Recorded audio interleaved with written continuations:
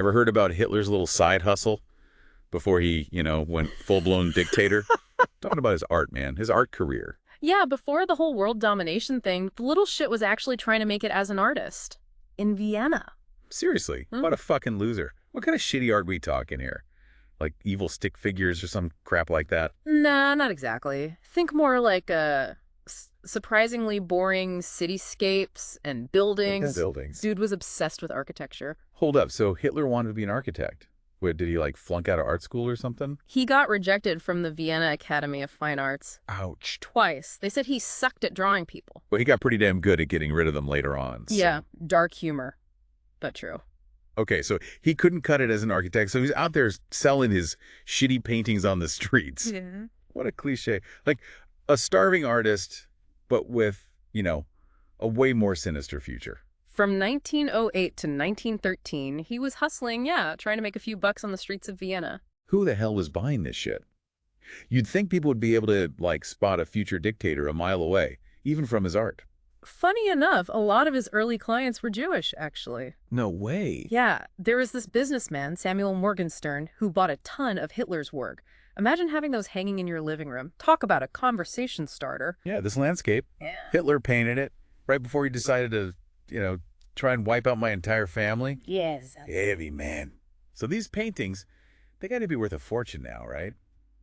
I mean, morbid curiosity alone would drive up the price. You're not wrong. They do pop up at auctions every now and then, and yeah, they fetch a pretty penny. People actually buy that shit. Yeah. Seriously. Who the fuck would want a Hitler original hanging in their house? It's definitely a niche market, but hey, some people are fascinated by the historical significance, I guess. Yeah, I guess I can see that. It's like owning a piece of history's biggest fuck-up. So he was only painting before he became a dictator, right? Or did he keep it up, during the war? Believe it or not, Hitler kept painting even during World War I. No shit. Yeah, imagine him sketching between battles. Makes you wonder what the hell was going on in that twisted mind of his. It's like trying to picture Ted Bundy knitting a sweater while he's on a killing spree. Yeah. It just doesn't compute. Yeah, the contrast is pretty mind-blowing. Here's this dude responsible for some of the most horrific acts in human history, and he's chilling out, painting landscapes. Maybe it was his way of, escaping the reality of what he was doing. Or maybe he just really fucking loved architecture. Who knows? It's hard to say for sure, but it definitely adds another layer of complexity to this whole fucked up story. Speaking of fucked up, I heard that someone tried to destroy all of Hitler's early paintings. What's the deal with that? That's right. One of Hitler's cronies, this guy Peter John, he spent years buying back all of his early artwork. The official story is that he was trying to destroy it. Destroy it? Yeah. Why the fuck would he do that? Was he, trying to protect Hitler's reputation or something? Oh, he wasn't such a bad guy, just a misunderstood artist. Maybe it was damage control, trying to erase any evidence that might humanize Hitler. Or maybe he just wanted to make sure nobody else profited off of Hitler's crap art. There are a lot of theories about John's motives, to be honest. Some people think he was actually keeping the paintings for himself, like a secret stash of Nazi art. That'd be some seriously fucked up shit. No kidding. But we may never know the truth for sure. So this John guy couldn't get his hands on all the paintings, right? I mean, they still pop up at auctions. Exactly. Some slip through the cracks. Okay, so let's cut the crap. Did Hitler have any actual talent? Or was he just a hack? Well, opinions vary. Some experts say his work is technically decent, but pretty soulless. Yeah, I could see that. Kind of hard to express yourself artistically when you're busy orchestrating a genocide. Another expert said his work was dated, stiff, and with little to commend them save the curiosity aroused by our knowledge of their creator. Ouch. So basically the only reason anyone gives a shit about his paintings is because they were tainted by Hitler? Pretty much. But hey, at least he wasn't a complete failure at everything, right? Yeah, well, I'd rather be a shitty artist than a genocidal maniac any day of the week. Good point. So what does it all mean? Is Hitler's art just a creepy footnote in history? Or does it tell us something, deeper about the man behind the atrocities? That's the million-dollar question. I think it's both. It's a reminder of the horrors of the past, but it also, it gives us a glimpse into Hitler's psyche. Maybe there were signs of his dark side hidden within those brushstrokes? Maybe. It's definitely a chilling thought. So we've got Hitler the failed artist, Hitler the frustrated architect, and of course, Hitler the genocidal maniac. What a fucking resume. It's a bizarre juxtaposition, this like seemingly mundane art created by a man who orchestrated such horrific events. It definitely leaves you with a lot to think about. Absolutely. You know, it's wild to think that this guy who caused so much chaos and destruction actually found solace in painting. What a mindfuck. It's almost like he had two completely different personalities battling it out inside of him. Yeah. On one hand, you've got this aspiring artist painting pretty landscapes, and on the other hand, you've got this power-hungry madman who wants to rule the world. It makes you wonder if his artistic failures fueled his rage and ambition. Maybe if he'd been accepted to art school, history would turn out differently. Or maybe he was just a psycho from the start. Who knows? But you mentioned someone tried to destroy all of his paintings. Let's dig into that. What's the deal with this Peter John character? Was he trying to protect Hitler's image or something? That's the big question, right? John spent years buying up Hitler's early artwork, Okay. supposedly to destroy it. Supposedly. You think he was just bullshitting everyone? Yeah. Maybe he was hoarding those paintings for himself, like some kind of creepy Nazi art collector. It's possible. Or maybe he, like, had a change of heart and decided those paintings had some historical value after all. Or maybe he just wanted to make a quick buck selling them off to some rich Nazi sympathizer. You know, there's always a market for that kind of shit. True. We may never know for sure. It's one of those historical mysteries that keeps people guessing. So this John guy, he didn't manage to get his hands on every single painting, right? They still show up at auctions every now and then. Yeah, some of them escaped the purge. Either they were hidden away or their owners just refused to sell. And now some rich asshole can buy a piece of history's biggest fuck up and hang it above their fireplace. Talk about a conversation starter. Oh, that. Just a little watercolor Hitler did before he decided to, exterminate millions of people. Jesus. Okay, let's get real for a second. Yeah. Was Hitler's art actually any good? Or was he just a talentless hack riding on the coattails of his infamy? Well, the critics are divided. Some say his work is, technically competent but lacks any real depth or originality. Kind of lacks personality, right? Hey, I'm just saying. One art critic who reviewed Hitler's paintings, without knowing who painted them, said they were quite good, but that the way he drew human figures revealed a profound lack of interest in people. Well, that's not exactly surprising, considering how he treated people later in life. True.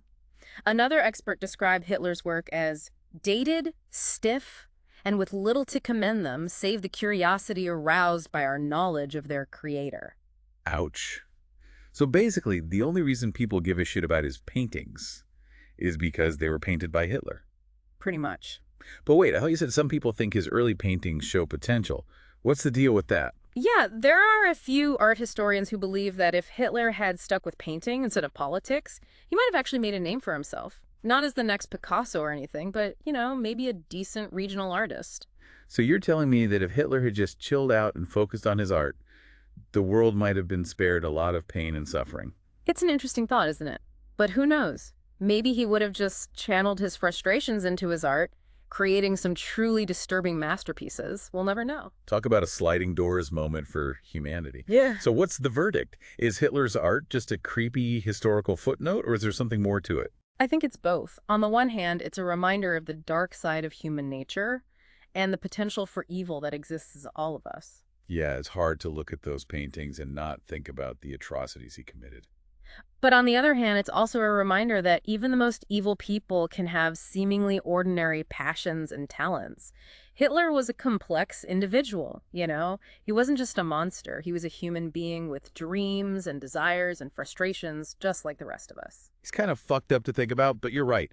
He wasn't born a genocidal maniac. Something along the way twisted him into the monster he became. And maybe, just maybe, his art gives us a glimpse into that transformation. Well, that's a pretty heavy thought to end on.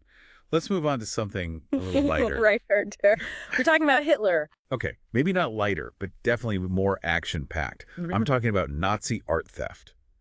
Stolen masterpieces, hidden treasures, the whole 9 yards. All right, let's talk about something that really grinds my gears. Art theft.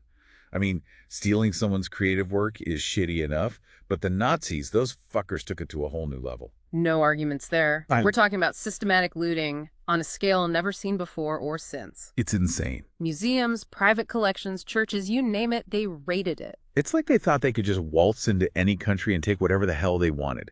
A gang of art-thieving thugs with delusions of grandeur. And they had a taste for the finer things, too. We're talking about millions of artworks, paintings, sculptures, jewelry, everything. They even stole furniture. So what happened to all that loot? Did they stash it away in some secret Nazi vault, or did they just sell it off to, fund their war? A bit of both, actually. Some of it was sold to line their pockets, but a lot of it was hidden away. Yeah, in secret storage sites across Europe. Like, they were playing some sick game of hide-and-seek with the world's cultural heritage. Imagine stumbling upon one of those hidden caches. It'd be like finding a treasure trove of stolen art. Picasso's, Van Gogh's, Rembrandt's, the whole shebang. That's exactly what happened after the war. Allied forces discovered these massive stashes of stolen art, sometimes hidden in salt mines. Salt mines. Castles, even random people's basements. It was a chaotic mess trying to figure out what belonged where. So did they manage to return everything? It was a long and complicated process, but a lot of the stolen art was returned. There are still thousands of pieces missing, though. Wait, so there's still Nazi-looted art out there just waiting to be found? Like hidden in some billionaire's private collection or something? It's definitely possible. And we're not just talking about some dusky old landscapes here. We're talking about masterpieces worth billions. Billions? Holy shit. So there are people out there right now who might be unknowingly owning a piece of stolen art with, like, this dark past. It happens more often than you'd think. That's kind of terrifying. It's like the ghost of Nazi Germany is still haunting the art world. There are people who dedicate their lives to tracking down this missing art, though, trying to right the wrongs of the past. So it's like a real-life treasure hunt. Yeah. But with, a lot more at stake than just finding some buried gold. Exactly. It's about restoring justice, preserving history, and making sure these stolen treasures are returned to where they belong. Well, that's a slightly less depressing note to end on.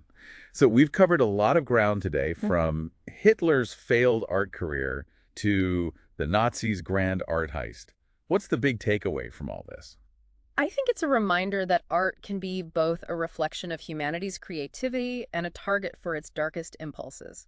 The Nazis saw art as a weapon, a way to control culture and rewrite history. But they underestimated the power of art to endure. Right. It's like that saying, you can destroy a flower, but you can't stop spring from coming. Beautifully put. Thanks, man. So, to our listeners out there, if you're ever in an art gallery and something feels a little off about a piece, maybe, do a little digging into its history. Yeah. You might be surprised what you find. And if you happen to stumble upon a hidden stash of Nazi-looted art, for God's sake, call the authorities. Don't try to sell it on eBay. Solid advice. Yeah. All right, folks, that's it for our deep dive into Hitler's art world. It's been a wild ride through history's dark side. It certainly has. Until next time, stay curious, stay informed, and don't let the bastard steal your art or your sanity.